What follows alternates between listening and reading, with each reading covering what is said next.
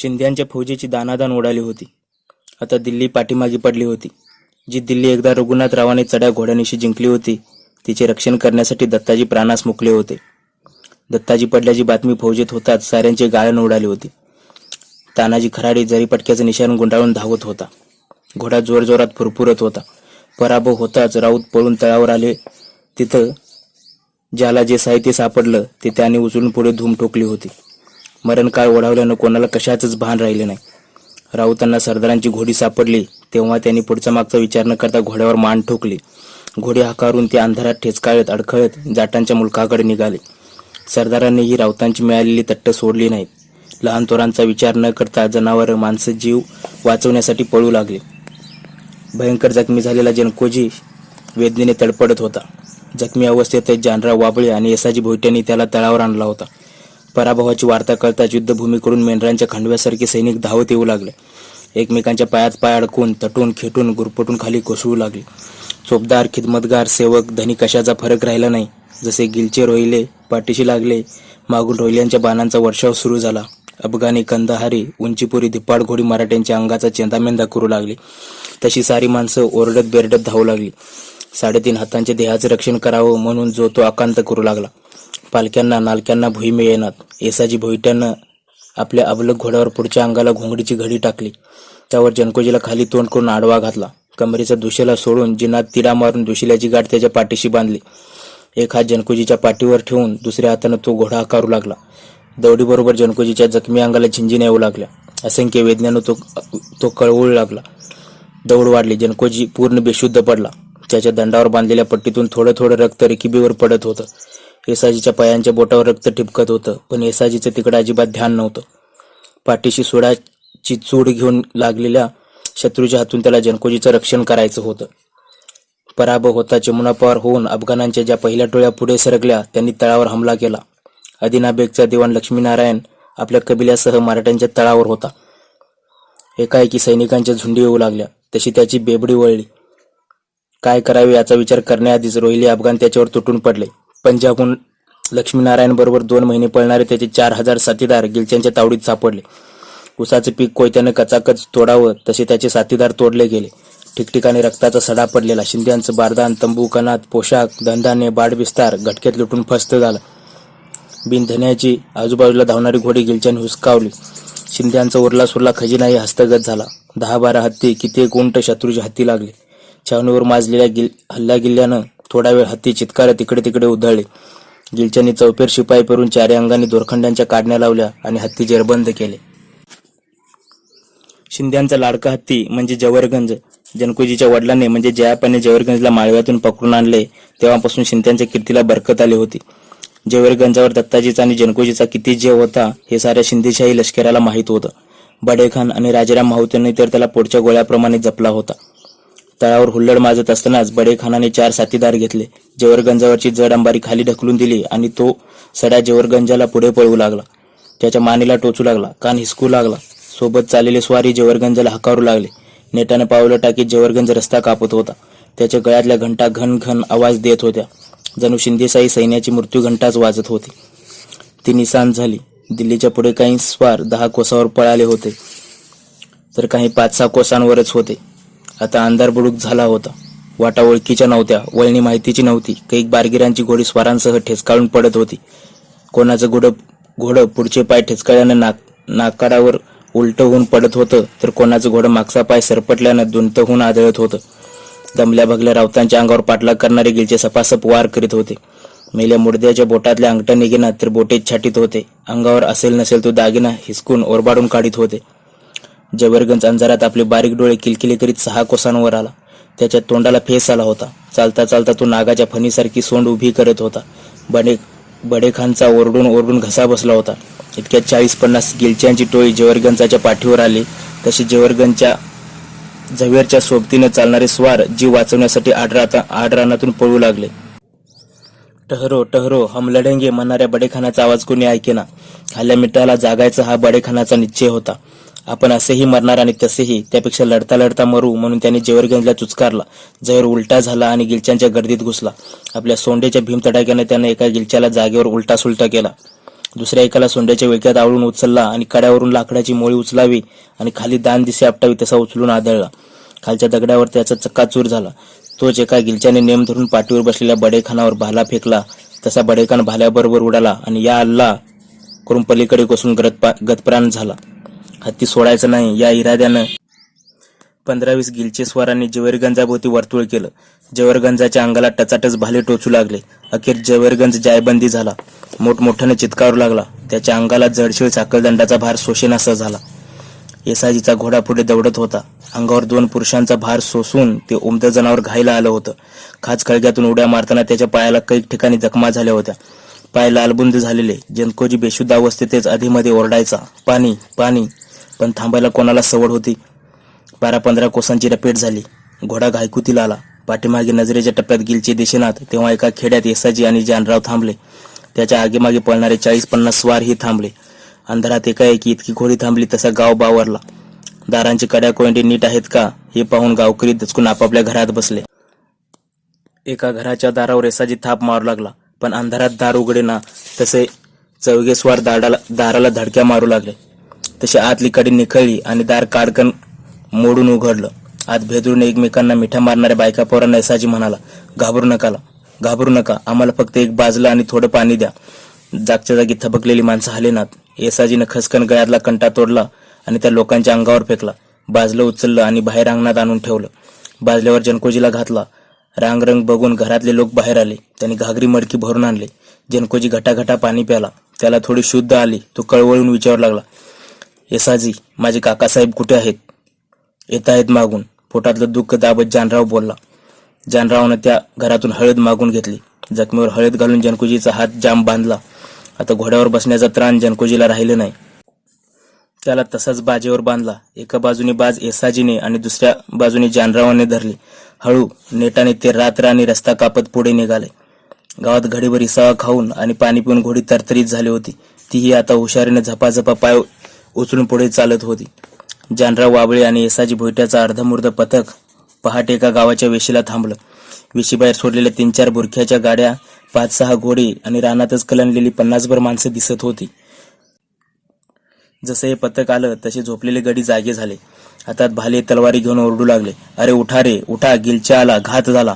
तळावर गिल्ला माजला. येसाजीने समोरच्या आरोळ्या ऐकल्या आणि तो ओरडला, थांबा रे, दंगा करू नका, ती मराठी माणसं दिसतायत. खुनीला खून पडले. आदल्या रात्री निघालेला दत्ताजी जनकोजीचा कबिलाच होता तो. राऊत एकमेकांच्या गळ्यात पडले. बाजूच्या ढेकूळ रानात 1-2 वस्त्रे टाकून भगीरथी आणि काशीबाई अंधारात पडल्या होत्या. त्या जाग्या होऊन धावत आल्या. त्याने येसाजी आणि जानरावासारखे खासे सरदार दिसले. गर्भगळीत होऊन रात्री बेरात्री रानाआडात आलेली आपली फौज बघून त्यांची पाचावर धारण बसली. तोच त्यांचं लक्ष समोर उतरलेल्या बाजेकडे गेलं. काशीबाई पुढे धावली आणि तिने जनकोजीच्या तोंडावरची घोंगडी बाजूला केली. त्यांच्या सर्वांगावर जखमांचे वार दिसत होते. रक्ताचे ओघळ आल्याने चेहरा भेसूर भासत होता. पाणी पाणी असे जनकोजी क्षीण आवाजात पुटपुटला. काशीबाई गलबलून गेली. ती ओरडली, माझे दौलतीच्या राजा, शिपीभर पाण्याला तू महाग झालास का? कोणीतरी चंबूभर पाणी आणलं. जनकोजी विचारू लागला, माझे काकासाहेब कुठे आहेत काका? साऱ्याने माना खाली घातला. भगीरथी कावरीबावरी होऊन मुख्य हारणीसारखी साऱ्यांकडे बघू लागली. झाला प्रकार तिच्या ध्यानात आला आणि ती धाय मोकलून रडू लागली.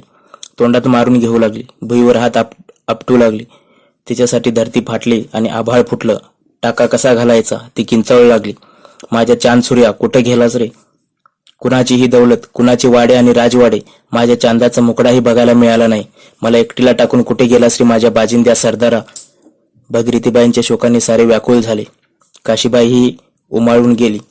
जनकोजीच्या काळजाला भसका पडला. तो ढसाढसा रडू लागला, काकासाहेब, काका, आम्हाला एकटे टाकून कुठे गेलात हो? जनकोजी लहान बाळासारखा आक्रोशित होता. कबिल्यांची आणि येसाजीची माणसं जागच्या जागी थबकली होती. घोडी अंगावर जीन सामान घेऊन चुपचाप उभी होती. पाठीवरचा बोजा सांभाळत उंट माना वाकड्या तिकड्या करीत भेदरलेल्या मराठ्यांकडे बघत होते. जनकोजी काका काका म्हणून ओरडतच होते. भगीरथीने शोक आवरला. तिने जनकोजीला हटकलं, बाबा, तुम्ही रांडेसारखे का रडता? आपण सारे असेच बसलो तर वैरी सारी उरली सुरली माणसं घशात घालेल.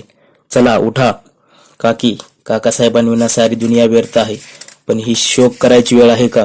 अशाच वैरीच आपल्या मातीत सावडेल. भराभरा निघूया. शिंद्यांचा उरला वंश वाचवूया. जिच्यावर आभाळ कोसळले त्या भगीरथीचे हे धीराचे बोल ऐकून साऱ्यांच्या उरात उभारी आली. मोडकी तोडकी अर्धमेली फौज तशीच वाट तुडवीत पुढे निघाली. वाटेत पराभूत फौज चालल्याची बातमी गावकऱ्यांना लागली तसे गावकरी पोरेबाळे फौजेवर तुटू लागली. घोडी सामान ओढू लागली. त्यांचा प्रतिकार करीत जानराव वाबळे पुढे सरकू लागला. भगीरथीच्या भाग्याचा गोळा ढगाआड गेला होता. आता पोटातला विलासा गोळा जागवण्यासाठी ती जीवाच्या जोरानं चालली होती. जनकोदी पालखीत कणत होता. 9 महिने भरलेली भगीरथी एका घोड्यावर बसली होती. जीव खालीवर होत होता तरी कळा वेदना दाबी ती पुढे चालली होती. दुसऱ्या दिवशी संध्याकाळी थकली बागली फौज कोटपुतळीस आली. थंडीत सारे कुडकुडत बसले होते. अजून जेवणाचा पत्ता नव्हता. 2-3 दिवसात कोणाच्या पोटाला घास ठाऊक नव्हता. वाटेत रानपाला ऊस जे गवसेल ते चावून केवळ जीव वाचवण्यासाठी फौज पळत होती. शिंद्यांच्या मतीला एकाएकी देवी कनेश्वरीच धावली. अचानक मल्हारजी बाबा होळकर यांच्या सैन्याची पथकं कोटपुतळीच्या आसमंतात दाखल झाली. 2 कोसावरनं शिंदे आल्याची खबर होळकरांना मिळाली. तसे होळकर, गौतमाबाई आणि सून अहिल्याबाई काही पथकांनीशी पुढे धावून आले. सुभेदार आल्याचं पाहून साऱ्या रावतांनी त्यांच्या भोवती कोंडाळे केलं. या युद्धवन्यात कोणी प्रेषितच भेटल्याचा सर्वांना भास झाला. ससेवलपट झालेल्या सैन्याला बापच भेटल्यासारखे वाटलं. जोर विजय मिळायचा तोवर स्वागतासाठी अब्दागिऱ्या नाचायच्या, चौऱ्या ढाळायच्या, नजराने म्हणून सोनारूपा अंगावर गुलाल खोबऱ्यांसारखं उधळलं जायचं. विजयाच्या मिरवणुकीत सारे ताबुतासारखे नाचतील पण पराभूतांकडे कुत्रेही डुंकून पाहणार नाही. शिंद्यांच्या पराभूत दळावर रांडापोरेही तुटून पडली होती. अशा स्थितीत सुभेदाराचं आगमन म्हणजे वरदानच होतं. थंडीत निपचित पडलेला जनकोजी बघून सुभेदारांना भडभडून आलं. त्याने जनकोजीची हनवटी ओंजळीत धरली तेव्हा त्यांच्या डोळ्यातून आसवं पाझरली. पिकल्या दाढी मिशांवरून पाणी ओघळले. ते म्हणाले, जनकोबा, मला जयनगरकडून निघायला थोडा वेळ झाला तर काय बिलामत कोसळली रे. माझ्या रानबाचा नातू तू. दत्तबा म्हणजे मराठीच्या पालखीचा गोंडाच होता ना. काळानं त्याला खोडून नेला. ज्या मुलकात मी आणि रानबानं बाजीरावासोबत शत्रूची पळताभुई थोडी केली त्या मुलकात पोरांना तुमच्यावर काय पाळी आली रे. खंडेरा, काय चालवलंस काय हे. काकासाहेब, झालं गेलं विसरूया. आता नव्याने कंबर बांधूया, जनकोजी बोलले. वयाची 66 उलटली म्हणून मी थकलो नाही बाबा. आता या अब्दुल्ल्याला मी सोडणार नाही. त्याला कोंबड्यागत उभा सोलीन आणि त्याच्या कातडीत पेंडा भरून त्याला वेशीवर लटकवीन तरच खोटेकराची अवलाद सांगेन, मल्हारबा बोलले. मल्हारबाबांनी जनकोजीची समजूत काढली. थंडीत कुडकुडणारी भरल्या पोटाची भगीरथी बघताच गौतमाबाईनं भडबडून आलं. त्याने अंगावरची शाल भगीरथीच्या अंगावर पांघरली आणि तिला पोटाशी कवटाळली. आतापर्यंत दबल्या पिचल्या सैन्याला धीर देणाऱ्या भगीरथीचे पाय गळाटले. ती ओक्साबोक्शी रडू लागली. भगीरथीच्या केसातून बोटे फिरवत गौतमाबाई म्हणाल्या, लेकी, या अवघडल्या स्थितीत काय तुझी ही दशा. हा अवदशेचा फेरा आई साहेब. मला निरोप देऊन गेलेला माझा नवकोट नारायण डोळ्यापुढे उभा राहतो. ते गेले तसं वाटत नाही. आहेत म्हणावे तर जवळ नाहीत. लेकराचं तोंड पाहून गेले असते तर 7 जन्माची पुण्याई तरी पदरात पडली असती. गौतमाबाईने 2-3 रावतांना शेकोटी पेटवण्याचा हुकूम केला. भगीरथी शेकली. अंगातली थोडी उडउडी केली. अहिल्याबाईंना आपली वस्त्र दिली. अहिल्याची पांढरी वस्त्र परिधान करताना भगीरथीचं मन गलबललं. पळाच्या गायत अजून चुडा फोडला नव्हता. भगीरथीनं रावटीच्या खांबावर दोन्ही हात आपटले आणि चुड्याच्या ठिकऱ्या केल्या. हंबरणाऱ्या भगीरथीला अहिल्यानं पोटाशी घेतली. डोळ्यांच्या कडा पुशीत अहिल्या म्हणाली, बाई, रडू नका. आपण मराठी सरदारांच्या बायका. आपलं लगीन सरदारांशी नव्हे तर त्यांच्या तलवारीशी लागतं. तलवार गळाली की आपण कोसळलो. बाईसाहेब, खंडेराव गेले तेव्हा त्यांचं तुम्ही अंत्यदर्शन तरी घेतलं असेल. तिरडीवर चुडा तरी फोडला असेल, हुंदके देत भगीरथी म्हणाली. यांच्या अंत्यदर्शनाचं भाग्य मला अभागीनं लाभलं नाही. यांचं शिर भाल्या टोचून शत्रूनं नेल्याचं ऐकलं, पण यांच्या धडाचं काय झालं असेल. कोणी मंत्राग्नी दिला की माझा सर्जा भनंग्या रानात कोल्या गिधाडांची शिकार झाला त्या आई कनेश्वरीलाच माहीत. झाल्या गोष्टींना इलाज नसतो, अहिल्याबाई म्हणाली. माझे प्राणनाथ गेले आणि मीही सती चालले, पण मामंजी पडले वृद्ध. त्यांच्या विनंतीचा अहेर करता आला नाही. सतीचं भाग्य मला लाभलं नाही. मी सती कोणावर जाणार, या मातीवर. हुंदके देत भगीरथी म्हणाली, माझे राव या मातीशी एकरूप झाले. तिचीच सेवा करायची आता. जनकोजीबाबासाठी आणि पोटातल्या गोळ्यासाठी जगायचं. अहिल्या, गौतमाबाई आणि सुभेदार कामास लागले. शिंद्यांच्या कबिल्यासाठी त्यांनी राहुट्या तंबू दिले. दोन्ही कुटुंबे एक जागी जेवले. मल्हारबाबांनी शिंद्यांच्या सैन्याची चांगली व्यवस्था लावली. कित्येक दिवसांची उपाशी सैन्य खाण्यावर आधाशासारखे तुटून पडले. अंगावर पांघरून मिळाले. साऱ्या तळावर ठिकठिकाणी शेकोट्या पेटल्या होत्या. शेकोटीत खांडी टाकून दगडांच्या उशा जाळाकडे करून राऊत निवाऱ्याला पडले होते. कितीतरी दिवसांनी त्यांना हे सुख मिळत होतं. गेल्या महिन्यात कितींदा पळापळ, धावाधाव, पाठलागाची दगदग सोसावी लागली होती. साऱ्या सैन्याची कली फिरली. गंगापार गोविंदपंतांसोबत नजीबाबाद जिंकताना झालेला पाठलाग, गंगेत बुडालेली घोडी माणसं, अब्दालीशी झालेल्या पहिल्या चकमकीतील कुंजपुराजवळ उडालेली गाळण आणि दत्ताजी पडल्यावर गेले 3 दिवस 3 रात्री झालेला अमानुष पाठलाग, सारंच विचित्र. विजयाच्या नौबतीत मशगूल असणारी शिंदेशाही पराभवाच्या गर्तेत गटांगळ्या खात होती. निवाऱ्याला पडलेले शिपाई अजून दचकून दबून होते. वाऱ्याच्या झोतातून झाडांची पानं अंगावर पडली तरी गपकन उठून बसत होते. ढाळ्यांचा आवाज झाला तरी तोंडाचा घास निम्यात ठेवून घोडी कावरीबावरी होऊन इकडे तिकडे बघत होती. गेलच्या आता येतोय की मग, असं घोड्या माणसांना झालं होतं. साऱ्यांची सोय लावून मल्हारजी खाजगीकडे आले. मंद समयीच्या प्रकाशात गौतमाबाई पलंगावर बसून होत्या. मल्हारबा डोईची पगडी काढू लागले. तोच गौतमाबाई बोलल्या, इतक्या वेळा सांडणे आणि काशीद आले.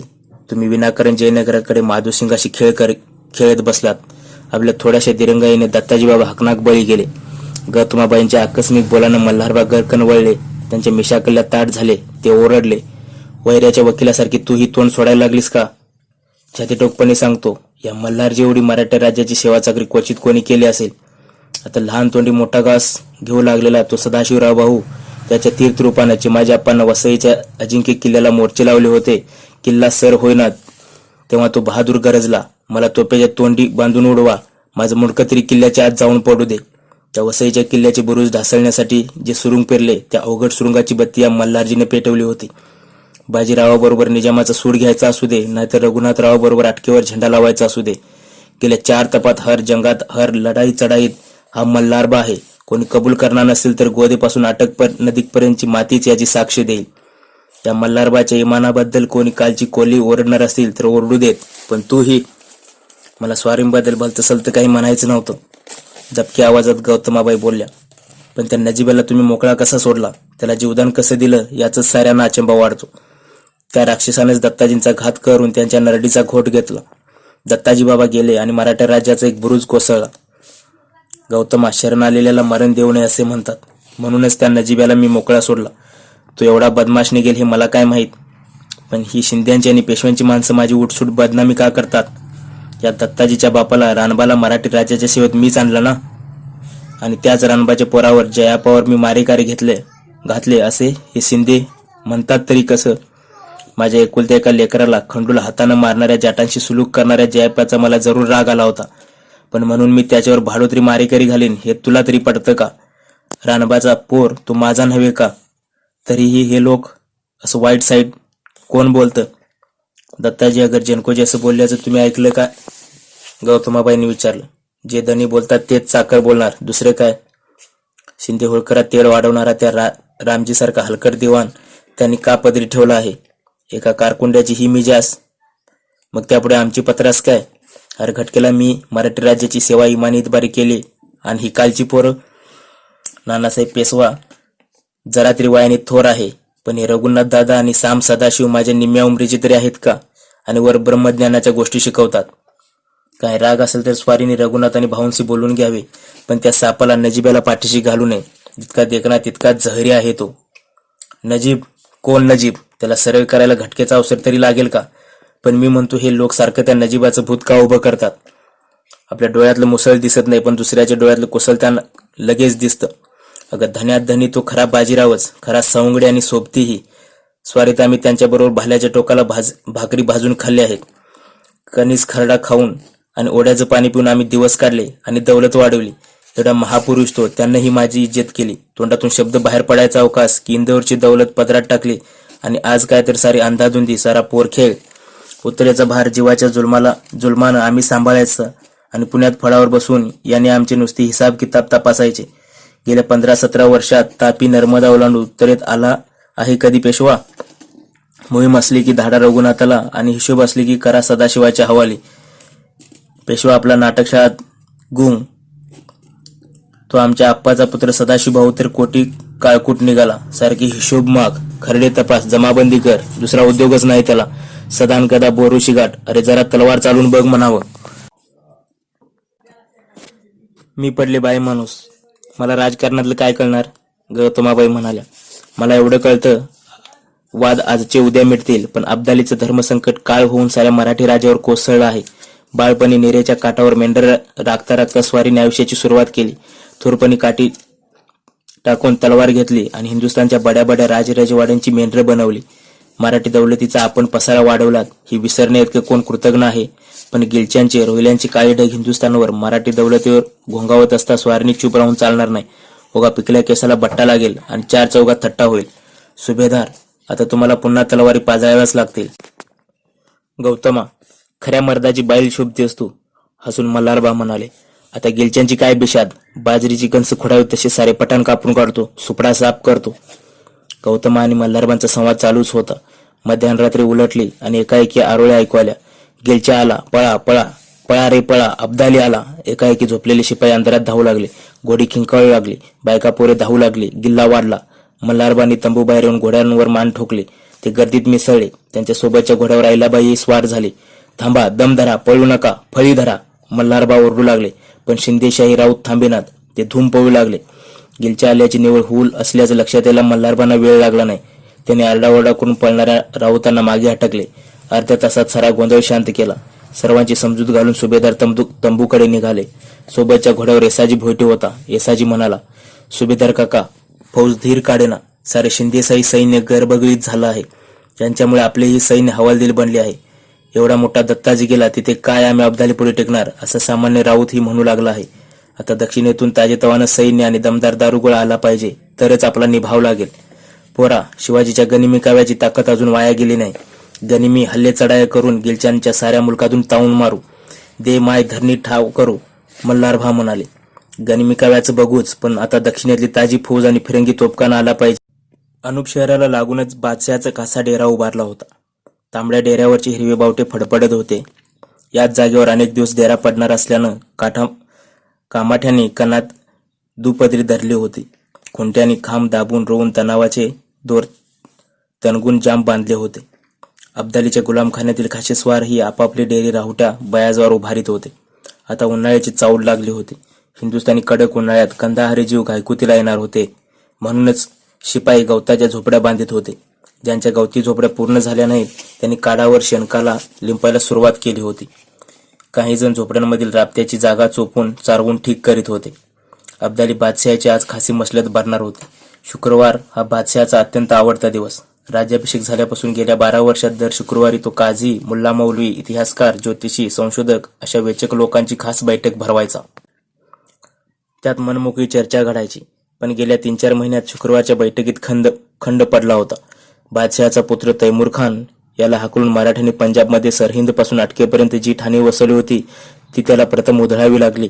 नंतर दत्ताजी शिंदे या खंद्यावीराने त्याला मरेस्तोवर कडवा प्रतिकार करून घाईस आणला. दत्ताजी संपतोय तोवर 67 वर्षाच्या म्हाताऱ्या मल्हाररावानं बादशहाला मेटाकुटीस आणला. आज इथं तर उद्या तिथं अशा गनिमी हुलकावण्या देऊन बादशहास जेरीस आणले. सिकंदराजवळ अलीकडेच दुराणी फौजेने मल्हारबाच्यानी गंगोबा तात्याच्या फौजेचा फन्ना उडवला.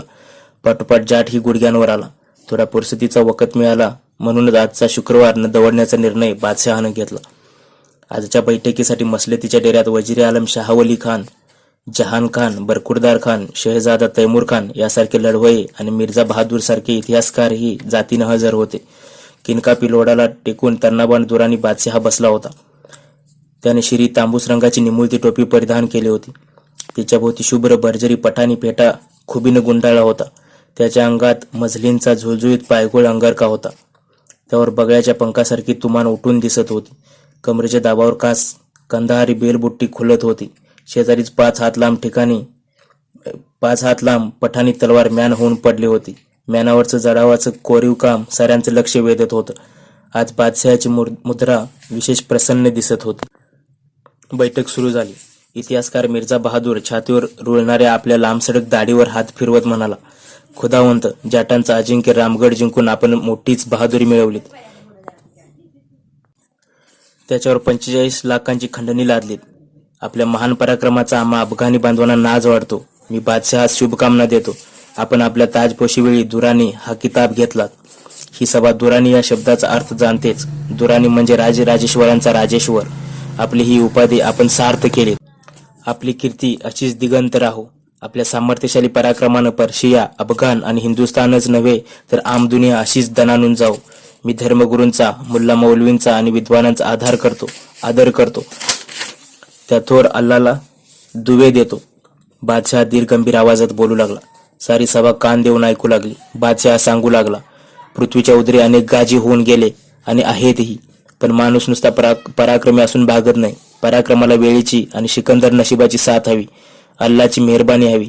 या गोष्टी माझ्या नशिबी नसत्या तर मला कुठे येता आले नसते. मिर्झा बहादूर, मला अजूनही त्या साऱ्या पुराण्या दिवसांची याद आहे. माझे पिताजी म्हणजे साधे जमीनदार. मी पुढाकार घेण्यापूर्वी अफगाणांचा राजा आणि राज्य म्हणजे काय हे माहितीही नव्हतं. आमच्या साऱ्या सैनिकी टोळ्या विखुरलेल्या होत्या. अंतर्गत यादी होतीच, पण त्यात पर्शियाला शेजारून अफगाणांचा ताज नको होता. अफगाणांच्या राज्यासाठी, स्वातंत्र्यासाठी माझे पिताजी झुंजले. त्यांच्या मागे माझा वडील बंधू झुल्फिकार खान यांनीही स्वातंत्र्यासाठी बंडाचा झेंडा उभारला. आमच्या कंदहार, हेरातला पर्शिया पाण्यात पाही. त्या थोर पर्शियन नादिर साहेबाने 1732 साली हेरात बेचिराग केलं. त्यावेळी मी उन्हापुरात 10 वर्षांचा होतो. नादिर बादशाहकडून आमची धुलदाण उडाली. जीव वाचवण्यासाठी मी आणि झुल्फिकार कंदहारकडे पळून जात होतो. तोच मीर हुसेन या जमीनदारानं मला आणि माझ्या बंधूला कैद करून अंधार कोठडीत बंद केलं. एक दिवस नव्हे तर पुरी 4 वर्षे आम्ही प्रकाश पाहिला नाही. खाना वेळेवर मिळाला नाही म्हणून प्रसंगी चिलटं झुरळ खाली. अंधारात आमच्याही अंगावर कालांतरानं पालीसारखा पांढरा लेप चढला. आयुष्यात पुन्हा सूरज दिसेल याची खात्रीच नव्हती आम्हाला. पण ज्या नादिर शहाविरोधी आम्ही झुंज करीत होतो त्यानेच आमची मुक्ती केली. मोठ्या झाडाच्या सावलीत सुद्धा मी कामयाब झालो. अफगाणांना स्वतःचा देश, राजधानी, निशाण आणि स्वाभिमान देऊ शकलो, ही सारी त्या खुदाची मेहरबानी. नाहीतर त्या अंधार कोठडीतच संपलो असतो तर. खुदावंत, आपण तेव्हाच कसे संपाल? वजीर शाहवली खान बोलला. आपण अवघे 16 वर्षाचे होतात तेव्हा एक साधे शिपाई म्हणून हिंदुस्थानात नादिर साहेबांबरोबर आला होता. नादिर शहानं लाल किल्ला जिंकला तेव्हा जाली दरवाजाजवळ हैदराबादच्या निजामानं काय भविष्य सांगितलं होतं बरं? बादशाह किंचित हसून म्हणाला, निजाम बहादूर जैसे पराक्रमी पुरुष होते तसे एक मशहूर ज्योतिष होते. नादिर साहेबांचा सुद्धा त्यांच्या ज्ञानावर गाढा विश्वास होता. मला पाहिल्या ते थबकले. माझे डोळे नाक तपासले आणि सर्वांना हर्षभराने सांगू लागले, नक्कीच एके दिवशी हा मुलगा बादशाह होणार. नादिर साहेबांनी मला बोलावलं आणि बादशाह झाल्यावर मला विसरू नकोस असं सांगून खून म्हणून ही निशाणी कायमची ठेवली. बादशहानं आपल्या कानाची पाळी कापल्याची खून सर्वांना दाखवली.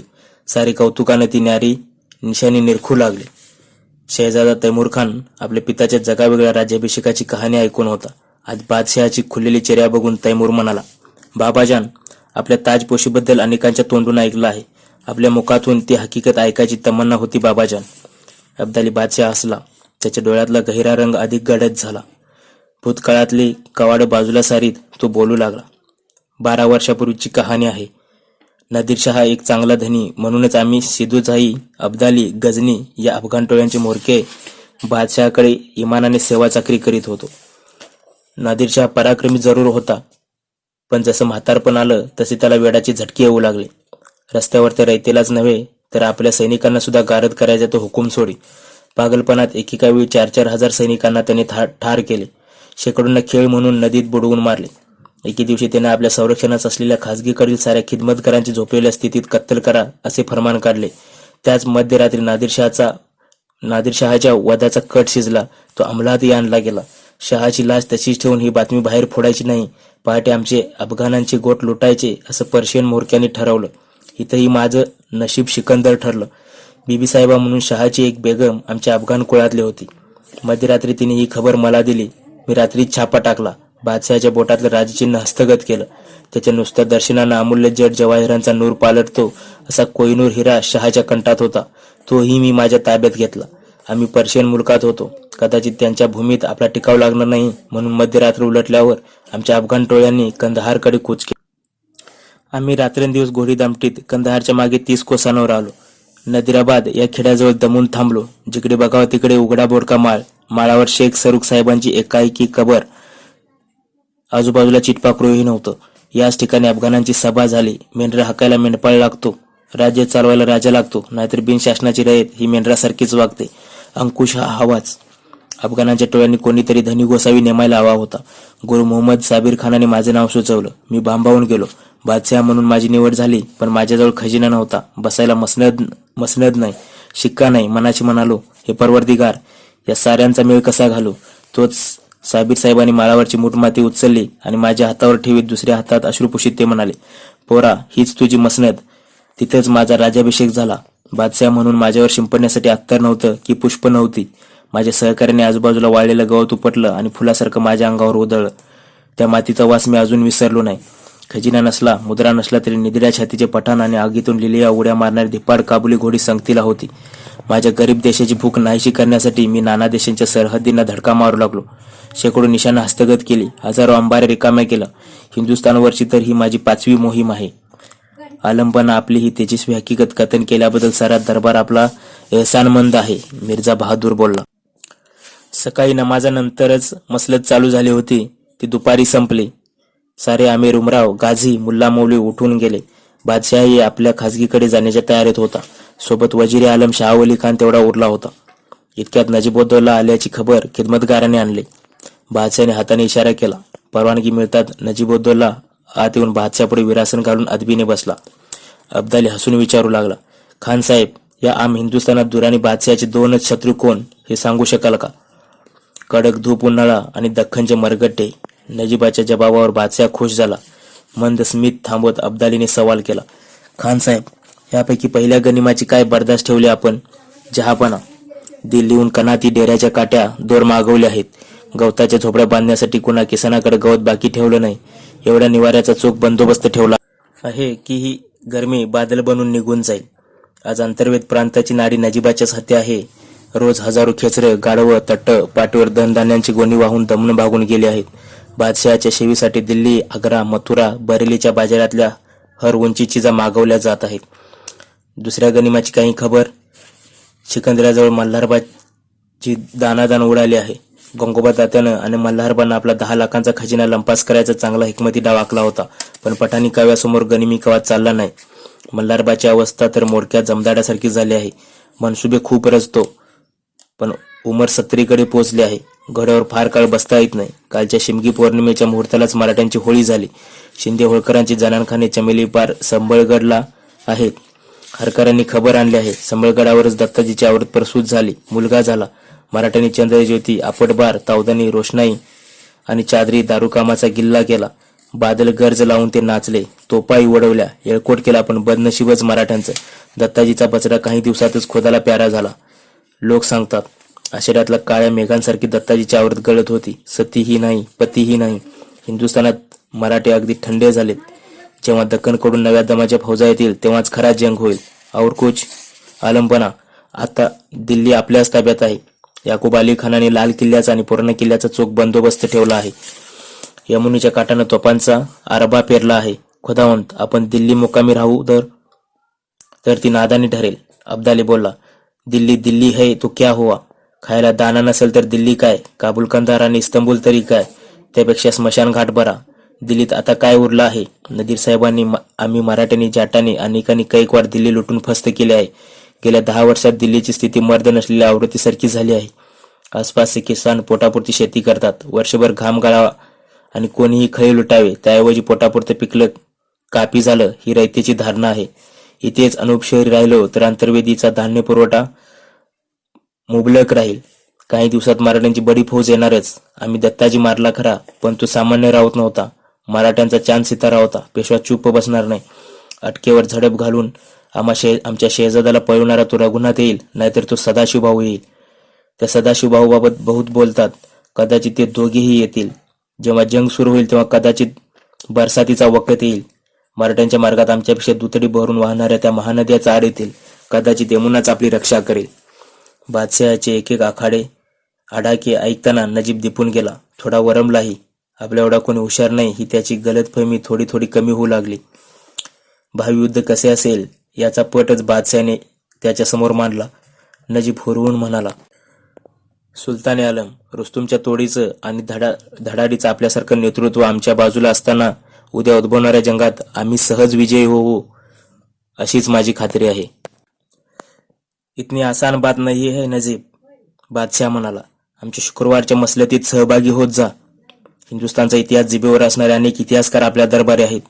हिंदुस्थानात शिवाजी, राणा प्रताप, शेरशहासारखे गाजी होऊन गेले ही विसरू नका. मी बादशाह झालो तेव्हा माझी सनद जशी रानगवताची होती तशीच मसनद त्या राणा प्रतापाची होती. हिंदुस्थानच्या ठाई ठाई असे कित्येक तरी जवामर्द वीरगाजी भेटतील. त्यांची पारख करणारे रत्नपारखी दुर्दैवाने या भूमीत फार कमी आहेत. या पुराण्या बाता कशाला? अवघ्या 10 वर्षातल्या हिंदुस्थानच्या पहिल्या 3 स्वरातला माझा अनुभव सांगतोय मी. ज्याच्या बेहेद पराक्रमावर खुश होऊन ज्याला मी फर्जंद खान बहादूर, रुस्तुमी हिंद हा किताब दिला, तो कमरुद्दीन वजीराचा जवान पोर मीर मन्नू मला आजही आठवतो. तो हिंदुस्थानचा बादशाह नव्हता, पंजाबचा एक साधा सुभेदार होता. हा हिंदुस्थान मी डोळे झाकून सर करून लिलया लुटेन असा प्रारंभी मला गर्व होता. त्याच घमेंडीत मी पंजाबवर पहिला हमला चढवला. मानपूरजवळ माझी व मीर मन्नूची गाठ पडली. त्याने माझी अशी दानादान उडवली की केवळ जीव वाचवण्यासाठीच मी कंदाहारला पळून गेलो. दुसऱ्या हमल्यात आम्ही पंजाब सर करूच या इराद्याने मी वर्षभर गम खाल्ला. चढ्या घोड्यानिशी दुसऱ्यांदा धावलो तेव्हाही विजयाचं दर्शन घडलं नाही. सुलकावरच भागवावं लागलं. आणखी 2 वर्षाचा गम खाऊन मी जोरदार तयारी केली. अफगाणिस्तानच्या दऱ्याखोऱ्यातील कडवे लढवई गोळा करून मी तिसरा हमला चढवला. लाहोरवर झडप घालून लाहोरची नाकीबंदी केली. लाहोरच्या चारी बाजूंचा 70-80 कोसांचा मुलूक जाळून बेचिराग केला. लाहोरात कुणाच्या बुट्टीत अन्नाचा कण उरला नाही. लोक उपाशी मरू लागले. घोडी दावणीत आडवी झाली तरी मीर मन्नू शरण येईना. दिल्लीहून आता कुमक येईल, मग येईल ही वेडी आशा बाळगून शेवटपर्यंत चंग बांधून तो मर्द उभाच होता. पण तुम्हा दिल्लीकरांना पंजाबचं महत्व कधीच कळलं नाही, कळणारही नाही. तेव्हा लाहोरच्या रस्त्यात अन्न करून रयत गडबडा लोळू लागली. हाहाकार माजला. लाहोरची रयत जीवन ठेवण्यासाठीच केवळ मीरने पांढरा बावटा दाखवला. शरण येतानाही त्याची मान ताट होती. रात्रीच्या अंधारात बेधडक पावलं टाकीत तो शेर का बच्चा आमच्या बिचव्यात आला. मी त्याला सवाल केला, या आधी का शरण आला नाहीस? तेव्हा मला दुसऱ्या धन्याची चाकरी करायची होती. त्याने जबाब दिला, त्या धन्याने तुझी कुमक काय केली नाही? माझ्या धन्याची खात्री असेल, माझा चाकर प्रसंग निभावून न्यायला समर्थ आहे. मी तुझ्या हाती पडलो असतो तर तू काय केलं असतंस? मी त्याला विचारलं. मी तुमची मुंडी छाडून ती दिल्लीच्या माझ्या धनाकडे नजर केली असती. आता तू माझ्या हवाले आहेस, मी तुझं काय करावं? मी विचारलं. तेव्हा तो उत्तरला, तुम्ही सौदागर असाल तर माझी गुलामाप्रमाणे विक्री कराल. तुम्ही जर खाटीक असाल तर माझा शिरछेद कराल. आणि तुम्ही जर बादशाह असाल तर दया आणि क्षमेची मेहरबानी कराल. असे कितीतरी बाणेदार मीर मन्नू या हिंदुस्थानच्या मातीत आजही जिवंत आहेत. मराठ्यांच्या जाती तर शिवाजीसारखा कडवा लढवया जन्मला ही विसरू नका. लांब कशाला? शिंदे आणि होळकर हे दोन्ही सरदार एक दिलाने एका जागी असते तर त्यांनी माझी घोडी पंजाब बाहेरच अडवून मला उधळून लावलं असतं. खुद्द परवरदिगारलाही नाज वाटेल असे पराक्रम, धाडस, सिकट, चिवटपणा हे सद्गुण मराठा जातीच्या ठाई ठाई आढळतील. तेव्हा आमचा आणि त्यांचा आखरी जंग होईल. तेव्हा ही कडवी जात माती खाईल पण हटणार नाही. आपापसातले भेद, भाऊबंदकी, द्वेष, मत्सर, फुकाचा गर्व अशा अनेक फटी मराठ्यांच्या अभेद्य बुरजाला आहेत. नेमके त्या फटी शोधून भेदल्या तर मात्र विजय आम्हाकरता अजिबात दूर नाही. मसलत बराच वेळ चालली. बादशाह एकाएकी गप्प झाला. त्याची चर्या बदलली. बादशहाचा बदलता नूर बघून नजीबही चूप झाला. अचानक बादशहाच्या आंतरिक कोणते नवे विचार डोकावले याचा त्याला ठोकताळा बांधता येईना. बादशहानेच कोंडी फोडली. तो शांत सुरात बोलला, अजूनही माझे अमीर उमराव सरदार दरकदार मला भेटून विनंती करतात. यापुढे उन्हाळ्यात हिंदुस्थानी राहायला नको. आम्ही काबुली अंगूर आहोत. तुमचा उष्मा जास्त वाढला तर गळून पडू. घोडी माणसं टिकणार नाहीत. मलाही हा विचार कधी कधी खरा वाटतो. हवंच असेल तर बरसातीनंतर आम्ही वापस येऊ. सुलतान आलम, खुदावंत, नजीब बादशहाचा धावा करू लागला. बादशहाच्या बदलत्या विचारानं त्याची विचित्र अवस्था झाली. कोणीतरी कलेजाच देटासह खोडून नेल्याचा भास झाला. घाबराघुबरा नजीब अजिजीनं याचना करू लागला. परवदिगार, हे असे आगळे विचार मनात येतात तरी कसे? आपण हा विचार डोक्यातून काढावा. तुम्ही हिंदुस्थान सोडताच हे मरगटे माझाच नव्हे तर साऱ्या इस्लामचा नायनाट करतील. कोणाच्या हनवटीवर दाढी दिसणार नाही. डोईला सापाच्या पिलासारखी शेंडी उगवेल. मशिदीत पिंडी दिसतील. इस्लामचा चांद तारा हिंदुस्थानातून कायमचा ढगाआड जाईल. हसन आणि हुसेनची नावही औषधाला उरणार नाहीत. नमाज सोडून गाढवासारखे सूर्यनमस्कार पडावे लागतील. सारा इस्लाम गोत्यात येईल. या साऱ्यांपेक्षा इस्लामचा एवढा मोठा पाचशा असताना इथं इस्लाम बुडाल्याचा कायमचा बट्टा मात्र तुम्हाला लागेल. खाविंद, काहीही करा पण त्या दुष्ट मरकट्यांच्या हाती देऊन आम्हाला सोडून जाऊ नका. शहावली उल्ला साहेबांचे आदेश एवढ्यात आलमपणा कसे विसरले? नजीब तोंडात माती घालून गडबडा लोळायचाच फक्त बाकी राहिला होता. अब्दालीने निम्म्यात सोडून जाणं ही कल्पनाच त्याला असह्य वाटत होती. बादशहाला क्षणभर नजीबाची दया आली. विशेषतः शहावली उल्ला साहेबांचे नाव ऐकल्यावर बादशाह नरम आला. त्याने नजीबाचे आक्रंदन थांबू दिले आणि तो म्हणाला, खान साहेब, इस्लामचे रक्षण करणं हा माझाच धर्मच आहे. त्यात मी कुचराई करणार नाही. शाहवली उल्ला साहेबांबद्दल मला नितांत आदर आहे, पण मी अगदीच काजी अगर मुजावर नाही. मी राज्यकर्ता आहे. फौज पोटावर चालते. तिला चंदी, दानावैरण आणि अशरफी लागतात. मी हिंदुस्थानात येण्याआधी तुम्ही जे शेकडो खलिती पाठवले ते अजूनही माझ्या दप्तरी आहेत. अवघा 10 लाखांचा खजिना 50-60 हजार फौजेच्या दाताला तरी पुरेल का? मी एवढी मोठी फौज घेऊन बरेलीच्या बाजारात रेवडी खरेदी करायला आलो नाही. पहिलं रसदेचं बोला.